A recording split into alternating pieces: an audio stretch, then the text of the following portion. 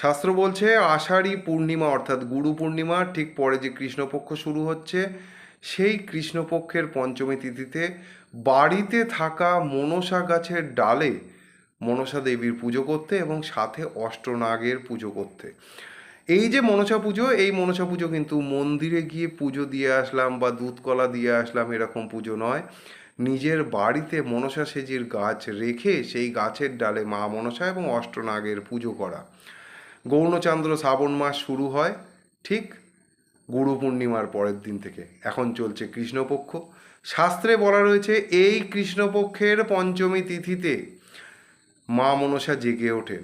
যখন দক্ষিণায়নে শ্রীহরি সমস্ত দেবগণকে নিয়ে শয়নে চলে যান, তখন এই পঞ্চমীতে পৃথিবীকে রক্ষা করার জন্যই মা মনসা জেগে ওঠেন এবং তাকে সম্মান জানানোর জন্য মনসা সেজি গাছে মা মনসার পূজা করতে হয়, গাছের ডালে মা মনসার পুজো করতে হয়। আর সঙ্গে দেখুন এবছরের যোগ এত সুন্দর পড়েছে, মা মনসার পুজো করার দিন এবং তার সঙ্গে প্রথম সোমবার, সেটাও কিন্তু কালকেই পড়েছে।